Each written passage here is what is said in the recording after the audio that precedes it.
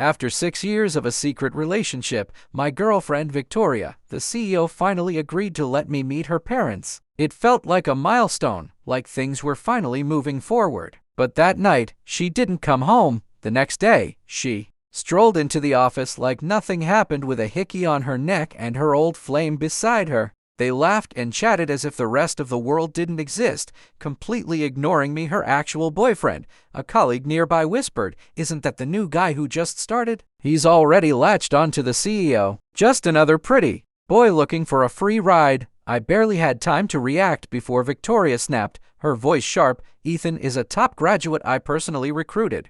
If you lack the skills, don't resort to malicious gossip. I won't tolerate anyone speaking ill of him." VP Davis, one of the few who knew about my relationship with Victoria, leaned toward me and asked quietly, "Who's this guy? Isn't Miss Vance's boyfriend you?" I gave him a sardonic smile. Not for much longer. He froze. Victoria had already walked up to me. "Your performance has been slipping," she said coldly. "Step down for now. Let Ethan take over your projects. You can assist him." The whole office went silent. I'd been at Victoria's side since we founded this company, its cornerstone, its builder. My performance had always been solid, consistent, proven. And now, just like that, she was telling me to step aside. All for a newcomer who hadn't even warmed his seat. I said nothing. My expression gave nothing away. Inside, though, I was reeling. Victoria's face darkened. "Didn't you hear me?" Before I could reply, Ethan smiled, mocking, smug. "Well, he was a co-founder after all," he said lightly. "He's bound to have some pride. I doubt he'd be willing to be my subordinate." He said it like it was a joke. But for a grown man, he was remarkably passive-aggressive. Victoria scoffed. "Pride? What's he got to be proud of? If it weren't for me, he wouldn't have gotten his foot in the door with that associate's degree. I'm only revoking his special privileges. If he can't handle that." She shrugged, as if that explained it all. That cut deep. She knew exactly what that associate's degree meant, why I had it. We'd both come from rural towns, scraping our way into the city with grit and big dreams. Her family couldn't afford tuition, and they'd been pressuring her to drop out and marry for a bride price. I remembered how she'd cried in my arms, begging me not to let her leave school. Because I loved her, I gave her everything. I dropped out and gave her my tuition money. I worked miserable jobs in greasy diners, 12-hour shifts just to support her. When our startup finally succeeded 2 years ago, I thought I'd finally take care of myself, go back to school, maybe finish what I started. But she told me the company needed me too much, that we couldn't manage without me. So I waited. I sacrificed, and now she was using all that against me. People were staring, whispering. I could feel their eyes judging, pitying, doubting.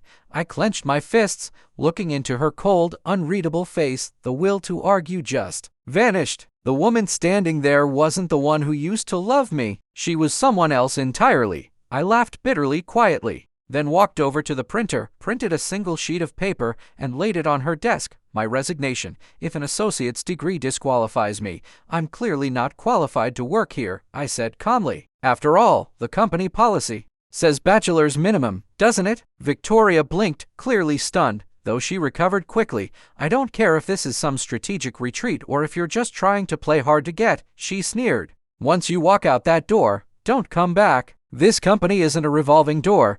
I looked at her expressionless. "Understood." I packed my things, copied my files, and left a flash drive with all the project info on her desk. "Here are all the project details and quotes. You can continue the partnership without issue. I won't say a word to the client." Then I turned and walked out. I didn't look back. The air outside felt lighter, cleaner. For the first time in a long time, I could breathe, but barely a few steps out. Victoria came running after me. She grabbed my sleeve, eyebrows drawn in frustration. "What's the meaning of this? You're leaving over a few words? Weren't you the one who said you were happy to step back and let me run the company?" I almost laughed out loud. I agreed to support her from the background. I didn't agree to be humiliated, cheated on. Not only did she stay out all night, she showed up flaunting it. Then she demoted me, made me an assistant to a guy who didn't know the first thing about our work. "I might be loyal, but I'm not stupid." She stomped her foot. "Cheating? What are you even talking about? Don't be ridiculous. There's nothing going on between Ethan and me. You're just being jealous." Before I could answer, Ethan appeared, all polished and apologetic. I'm so sorry, sincere. I didn't realize you were quitting because of me. I was with a client last night. Got a little drunk. Miss Vance was just helping me out. There's really nothing between us. Please don't misunderstand. He tilted his head, revealing fresh red scratch marks on his neck. He was provoking me clearly. The old me would have lost it, made Victoria swear off him forever. But after all these years, I was tired. She never changed. No matter how many fights we had, I stayed silent. Victoria grabbed my hand again, her voice suddenly soft. I know you're just acting out because you're jealous. I'll let it slide. This once. Tonight's dinner with the client is critical. I can't do it without you. Pull yourself together and come with me, okay? She was trying to smooth things over. I could hear it in her tone, but all I felt was irony. If this dinner wasn't on the line, would she even be here? Then I noticed something. Ethan was wearing my shirt, the one Victoria bought me on our 3rd anniversary. I loved that shirt, kept it in perfect condition, rarely wore it. Now it was a wrinkled mess, stinking of cigarettes and booze. There were even little cigarette burns on the sleeve. So that's where it had gone after I left it to air dry a few days ago. It felt like a punch to the gut, something I'd treasured. Treated like garbage, Victoria sighed. Fine. Just come to the dinner. I won't touch your position. Is that what you want? I asked flatly. She continued, ignoring my tone. You're just worried Ethan will outshine you, right? Fine. I'll make you equals. Give you both the same title. Happy now? Honestly, if I wasn't worried about upsetting you, Ethan would have been in management from day one. I finally met her eyes. Promote him if you want. It has nothing to do with me. Her expression turned stormy, and for the first time in years, I felt nothing. Not hurt, not anger, just done. What's that supposed to mean? Victoria snapped. I let out a dry, humorless chuckle. It means I already handed you my resignation. I'm not part of the company anymore. You don't have to tell me anything. Then, I looked her dead in the eyes. And one more thing, we're done. We're breaking up. Her eyes widened, completely stunned. What did you just say? Right in front of her, I pulled out my phone and blocked her number. I didn't owe her a dramatic explanation. Does we're breaking up really need clarification? I said flatly. Victoria's face twisted in disbelief and anger. You dare break up with me? Didn't you say you wanted to meet my parents? What's all this drama now? I pointed at Ethan and sneered. Oh, now you remember that? You remember. We had a plan to meet your parents? My voice dripped with sarcasm. I thought you'd forgotten. How was the booze at the bar? Yesterday was supposed to be the day, the one we had planned for over half a year. The day I'd finally meet her family. I had spent weeks picking out the perfect gifts, wanting to leave the best possible impression, but instead, I sat at home, alone. From morning to night, she never showed up. What I got instead was a photo. Ethan, smug on social media, with Victoria, snuggled in his arms, laughing. Their poses were intimate and shameless. I waited, still hoping she'd call.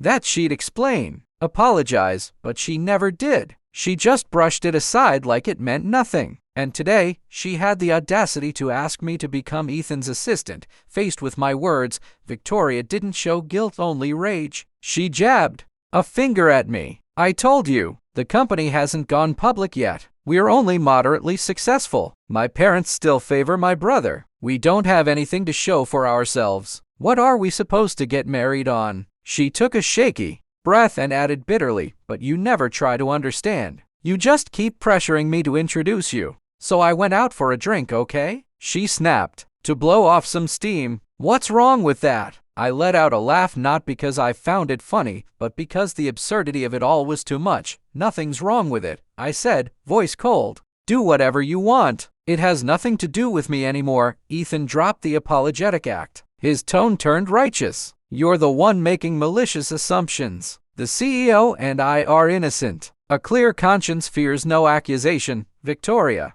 looked at him gratefully. Then she turned back to me, her eyes filled with resentment. Throw your tantrum if you want, she said, voice rising. I've said my piece. And just like that, she started crying, dramatic, trembling sobs. I felt nothing. Only a faint, bitter amusement. This was her playbook. Every time something serious came up between us, she never tried to solve it. She just threw fits, cried, waited for me to give in. It used to work, but not anymore. I turned away and walked off, my expression stone cold. She screamed my name behind me, furious. But it didn't matter. I only compromise when I love, and without love, she was just a stranger. That night, I cleared out everything that reminded me of her. Then I messaged my best friend overseas. I'm in. Let's do that import-export business. I was finally about to catch up with him when my phone rang. Hello, is this Mr. Sterling? The voice on the line was professional but somber. Your father's medical bills have been overdue for over 2 weeks. We've been trying to reach you. We had no choice but to stop treatment. Your father passed away that same day. A violent tremor ran through me. What? What did you say? I stammered. My father. He was all I had left in the world. Years ago, a car accident had left him comatose. He'd been in the ICU ever since, kept alive by machines, medication, and my determination to never let go. Every paycheck I earned was deposited straight from our company's finance department into the hospital's account. I'd set it up so they could draw directly from it. I never wanted a delay. So how could the bills be overdue? The person on the line continued. The card you provided was frozen 2 weeks ago. We've been trying to contact you, but we couldn't get through. Frozen? There was only one person with the authority to do that. My heart sank. I couldn't even process what they said after that. I just stood there, numb. Then another call came in, an unknown number. I picked up in a daze. It was Victoria. Her voice was calm, even smug. Did the hospital call you? I said nothing. If you don't come back and apologize, she continued, I'll keep your account frozen. A pain so sharp pierced through me I nearly couldn't breathe. You froze my account? My voice trembled. Who else? She said coldly. Why did you have to argue with me about hiring Ethan 2 weeks ago? I run this company. Don't think you can defy me now. Come back. Now. Mr. Hayes from the overseas firm is here and asking to see you. If we lose this partnership, I'll hold you personally responsible. My fists clenched so tightly my knuckles turned white. She would pay for this. I made my way to the hospital in a fog and arranged for my father's cremation and burial. Alone. The strong, warm man who raised me was now just a cold tombstone. My heart ached, but my mind had already shut down. When I walked back into the company building, my face was emotionless. Victoria looked up, unimpressed. She thought I was just sulking. I knew you'd be back, she said with a smirk. Don't ever joke about quitting again. Next time, I'll have you starting from the mailroom. Ethan gave me a resentful glare, then handed me a file stiffly. This is the proposal for today's meeting. A single glance was enough to see glaring issues, holes everywhere. Garbage. I didn't even respond. I just walked into the conference room. Victoria and Ethan followed, still chatting about negotiation strategies and pressuring me to secure the best terms. I chuckled, pulled a document from my bag, and slapped it on the table, a shareholder separation agreement. Victoria's face turned ice cold. What's the meaning of this? She hissed. I helped build this company, I said calmly. It's partly mine. I never pressed the issue because we were together. But now, we're over. Time to settle accounts. Ethan's face darkened. You think you can hold the company hostage just because Mr. Hayes is here? Victoria slammed the table. You never mentioned this before. You wait until I need you to demand shares? You think you can blackmail me? I don't care. I can land this deal without you. I pushed the agreement toward her. Whether you give them to me or not doesn't matter, I said. I have enough evidence to win in court. Signing now will just save you a mess. She knew I was right, but she was too stubborn to admit it. Go ahead. Sue me, she sneered. You think I'm scared? Ethan jumped in. If you have no intention of contributing, we won't keep you. We can handle this without you. I smiled. Do you even know who Mr. Hayes is? Victoria rolled her eyes. Cameron Hayes. He turned $2 million into a multi-billion-dollar empire and made the Forbes list in 2 years. Don't act like I don't know. Just then, the assistant popped her head in. Mr. Hayes is here. Victoria adjusted her suit and lifted her chin. None of this concerns you anymore. You want the shares? Fine. You want to break up? Fine. But don't ever crawl back. I'll land this deal without you. She grabbed a pen, signed the shareholder agreement, and shouted, Security. Get this non-employee out of here. I raised my hand. No need. I can see myself out. I turned and came face to face with Cameron Hayes. He walked in, surrounded by his team. Victoria and Ethan rushed toward him, smiles plastered on, but Cameron ignored them completely. He walked right up to me and pulled me into a bear hug. I've missed you, buddy. Victoria froze mid-step, her smile cracking. "Mr. Hayes," she said weakly, "I thought we were here to discuss the partnership?" Ethan looked like he'd been struck by lightning. Cameron laughed, not even glancing at them. "Didn't you say your girlfriend worked at this company?" he asked me. "We've been best friends since we were kids. You refused to come overseas. Because of her, I had to come meet the woman who could keep Yo and Victoria and Ethan were mocking me earlier. They hadn't even bothered to lower their voices. Cam had clearly heard everything and now he was standing up for me. After everything I'd been through, weeks of betrayal and heartbreak, his loyalty was a warmth I didn't know I needed until it spread through my chest." Ethan, unwilling to watch me take center stage, tried to gather what little courage he had left. "Mr. Hayes," he said, forcing a businesslike tone, "please take a look at the proposal we've drafted. Since you're here, shall we get started?" Victoria looked at Cameron hopefully, clearly trying to move past the awkwardness. I stepped aside and simply smiled, saying nothing. Cameron met my gaze, then turned to Ethan with a smile that didn't reach his eyes. "Sure, let's see the proposal." Anyone paying attention would have noticed that smile was fake, but Ethan thought he was making progress. His expression seemed to say, "See? Your connection isn't that special after all." Then he turned to Cam and said provocatively, "Mr. Hayes, to be honest, Sincere here was actually fired by our CEO for substandard professional abilities. It might be best if we discuss the partnership without any irrelevant personnel present, don't you think?" Cameron's face turned cold. "Substandard professional abilities?" Victoria sensed the danger instantly and tried to shut Ethan up, but he was too quick. "Yes," Ethan said, doubling down. "And not only that, he's overambitious. Our CEO even gave him another chance, but he refused and insisted on quitting before finishing his responsibilities." Cameron began to clap slowly, deliberately. "Bravo. Just bravo. I had no idea a non-public company like yours held itself to such high standards."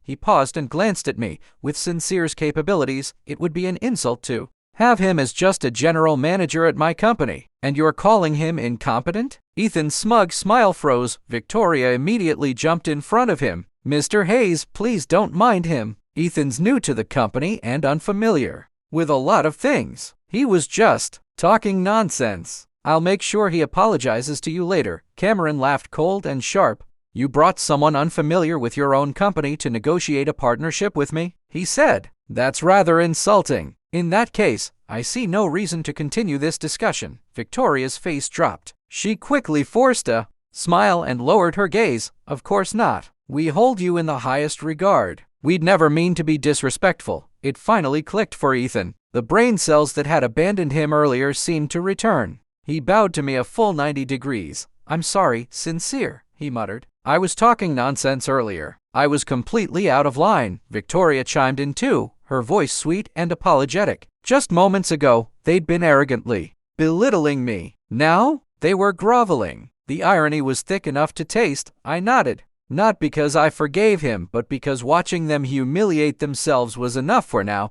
We returned to the conference room. Trying to redeem himself, Ethan dropped the snide remarks and began presenting the proposal seriously. His voice was dramatic, almost convincing. Victoria watched him with admiration, clearly impressed, but when I looked over at Cameron, I saw it, that faint, cold smile on his lips as he idly toyed with the ring on his thumb. It was his tell he was growing impatient. The proposal Victoria and Ethan had slaved over for days. It was fine, competent, but it lacked spark. Just good enough to fool someone inexperienced, but not Cameron. He'd built his empire from scratch. He knew every detail from entry strategies to the cost of each material. To make himself look good, Ethan had inflated every item on the budget, driving the cost way up. If I could catch it with one glance, there was no way Cameron hadn't, but he stayed silent for a while, until Ethan, getting more and more excited, started misusing technical terms and mixing up basic concepts. That was the last straw. Cameron tossed the proposal onto the table. "If this is your company's idea of sincerity," he said, "then I don't think there's any need for a partnership." Victoria jumped to her feet. "Mr. Hayes, wait, is there a problem?" Ethan glared at me with venom. "Mr. Hayes," he demanded, "did someone say something to you behind our backs?" The accusation was sharp and completely untrue, but Cameron's face turned icy. "Don't blame the world for your own incompetence. You'd be better off spending your time reading a few books. Grow a brain." His words were brutal, merciless, really, but Ethan didn't dare respond. I looked at him coldly. If I wanted to sabotage you, I'd do it openly. Even with my grudge, I wouldn't ask Cameron to walk away from a good deal. But some people can't hold on to good fortune and love blaming others when it slips away. Cameron turned to Victoria. Miss Vance, he said, I hope you're not mistaking fish eyes for pearls. It'll be too late to cry when the money's gone. Ethan tried to argue again, but Victoria, now clearly annoyed, snapped at him. That's enough. I had hoped maybe, just maybe, she'd finally see Ethan for the incompetent poser he was. But he mumbled something about being nervous and losing his composure, and she forgave him instantly. One was eager to be deceived. The other was a fool eager to deceive. There was nothing left to say. I stood by Cameron's side, and together we walked away with a flourish. They thought they'd just lost a deal. They had no idea this was only the beginning. Maybe trying to prove herself, Victoria actually approved Ethan's ridiculous proposal, hiring celebrities and influencers for a major ad campaign. But the company wasn't public yet. It didn't have the capital to sustain a move like that. Sure, it might give them a short-term boost, but it was unsustainable. I didn't warn them. Instead, when their product hit peak popularity, I sold off all my shares, bringing in a massive influx of cash. With that, Cameron and I started a new company together. When Victoria found out, she called me just to mock me. If you were smart, she said smugly, you would have just held on to your shares and collected the dividends. But your vision is so limited. This is as far as you'll ever go. I chuckled. Is that so? She sneered. I bought back every share you sold. I'm still the largest shareholder. You have no connection to this company anymore. Don't even think about coming back begging. I glanced at my bank account, a long, beautiful string of zeros.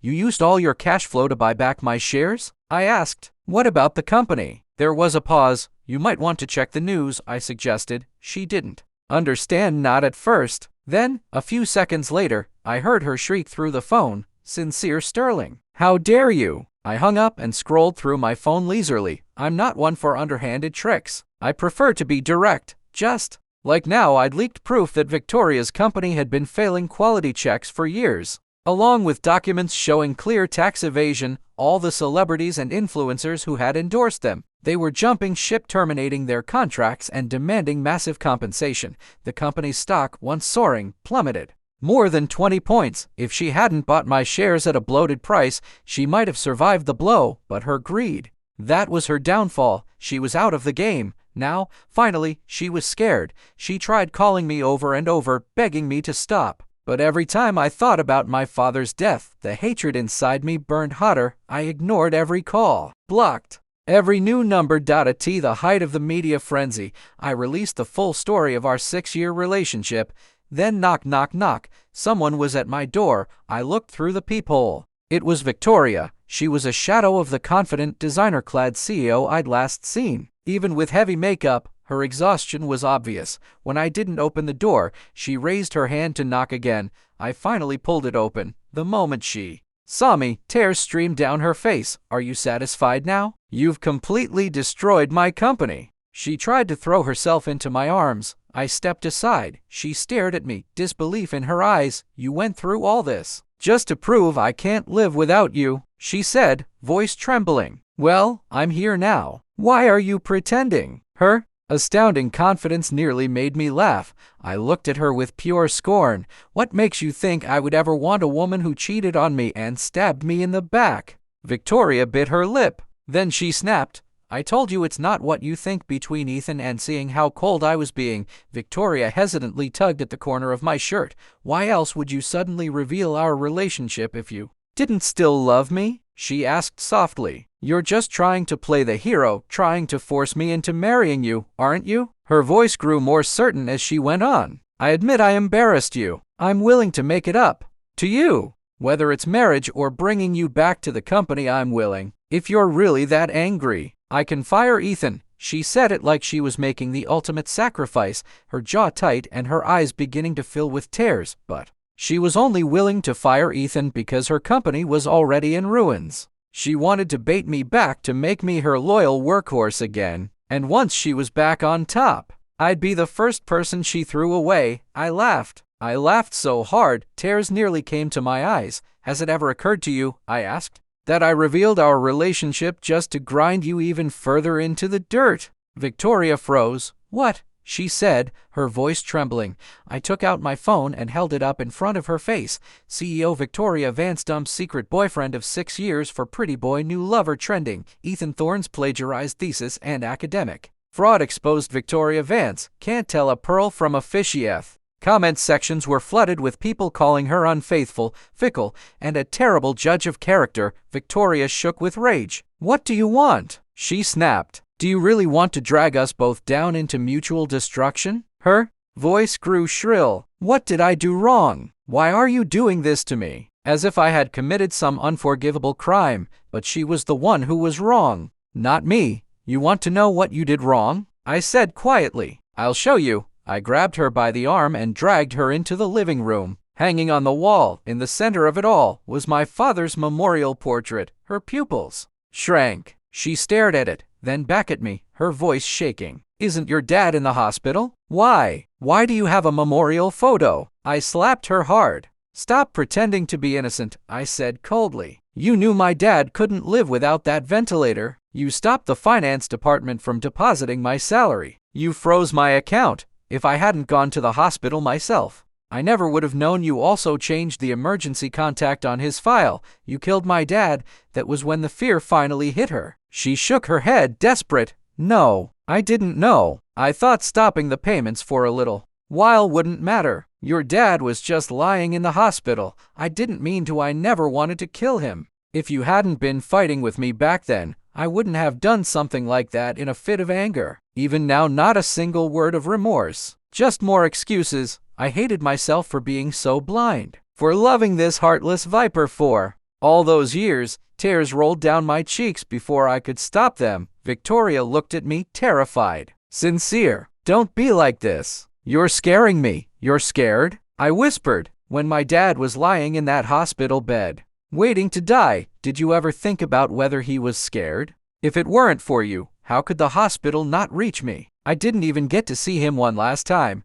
I grabbed her again and dragged her to my car, slammed my foot on the accelerator, and drove straight to the cemetery. The cold wind whipped around us as we arrived. Victoria was a wreck, her face streaked with tears, sobbing that she knew she was wrong. I said nothing. I just gripped her wrist tightly until we stood at my father's grave. My gaze turned icy as I looked at her. "Do I need to do it for you?" That's when she finally understood crying was useless. With a thud, she dropped to her knees and began kowtowing, slamming her forehead into the ground again and again. "I'm sorry. I was wrong. I'm sorry I killed you. I'm sorry." She kept sneaking glances at me, but I said nothing. I felt no pity even as blood ran down her forehead. Even if she died right there, the father who raised me would never come back. I stayed silent, and she didn't dare rise. Only when she was nearly unconscious from the repeated blows did I finally turn and walk away. My face was blank. My heart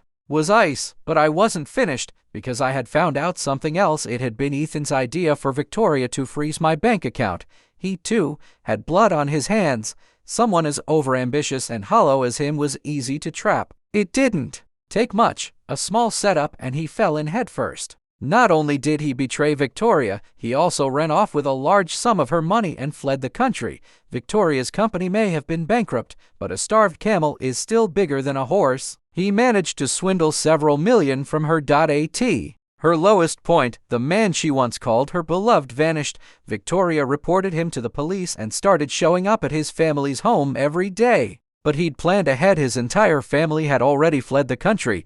I played the long game, lured Ethan into a small gambling ring, got him hooked, then, with one clean move, emptied all his accounts. Ethan stared at the zero balance on his screen, completely stunned. But that wasn't enough. I tipped off the domestic authorities about his whereabouts. With that much money involved, any lead would be pursued. Less than half a month later, Ethan was extradited back. With no money to repay the stolen funds, prison was the only path left for him. I donated every cent I took from Ethan to an orphanage. A small contribution to society. I had been the one who built Victoria up. Having Ethan steal her last bit of money, that was the most poetic way to bring her back to square one. Years later, her parents, who had always doted on their son, tried forcing her to marry a coal baron for a hefty bride price. Cameron once asked if I felt sorry for her. I just scoffed. That has nothing to do with me. She had cried to me once, begging me not to let her get married for money. I had helped her and she betrayed me. She was a snake, a venomous one that could never be tamed. How could I possibly feel pity? Again? Just as I said that, Victoria appeared before me. She wore the same white dress she had on when we first met, but now she looked haggard, panicked. Save me, the scene overlapped with my memories. But all I felt was annoyance, like being stuck with a piece of gum I couldn't scrape off. Tears of regret streamed down her face. I really know I was wrong. I shouldn't have gotten so close to Ethan. I'm the one who hurt you. I'm willing to spend the rest of my life making it up to you. You haven't found anyone else. I know you haven't forgotten me. Please, give me one more chance. I'll treat you right. I swear. She raised her hand as if to take an oath, but just then a little girl, about 2 years old, came running over and called out sweetly, "Daddy." Victoria stared at her, stunned. "This is your daughter?" The little girl made a face at her. "Hey, Grandma, stay away from my daddy. My mommy will get jealous." Victoria swayed where she stood, as if she might faint. Before I could respond, a graceful, stunningly beautiful woman wrapped her arm around mine and pouted. "The little one and I have been waiting for you," she said playfully. "Weren't we going to dinner? What's taking so long?" She glanced over at Victoria. Victoria stood there in her worn-out white dress, not a single piece of jewelry on her. Even her once proud beauty was dulled by fine lines. The contrast between the two women was sharp. A deep insecurity filled Victoria's face, but she still asked, unwilling to give up. "Your wife and child?" Cameron gave a light cough. I looked straight at her. "Yes," and with that, Victoria's legs gave out. She collapsed to the ground. I turned, picked up my daughter, and walked into the hotel. Victoria scrambled to her feet and tried to follow, but security stopped her. Before she could make a scene, her parents arrived, cursing her as a disgrace and a burden. They told her to hurry home so they could collect the bride price. Inside the private dining room, the little girl had already leapt into Cameron's arms. "Daddy, was I good just now?" Cameron patted her head, smiling. "You and Mommy both did great. You really saved Uncle Sincere's face." Watching the three of them happy and harmonious, I felt something I hadn't felt in a long time, genuine peace. Cameron, who couldn't bear to see me alone, had insisted on setting me up. I finally gave in, and to my surprise, after a few dates, we actually hit it off. Years later, I was out shopping with my wife and child when I saw a destitute old woman on the street. She held up a tray of candied fruit skewers, $2 a stick. She shouted. Her child, likely a grandchild, whined beside her, screaming that he wanted the new Globe Phone 38. "If you're too poor to buy it," he yelled, "then you shouldn't have had me." As I passed her, she pretended not to know me, but tears were streaming down her face. I didn't even glance at her. My eyes were only on my family. The end.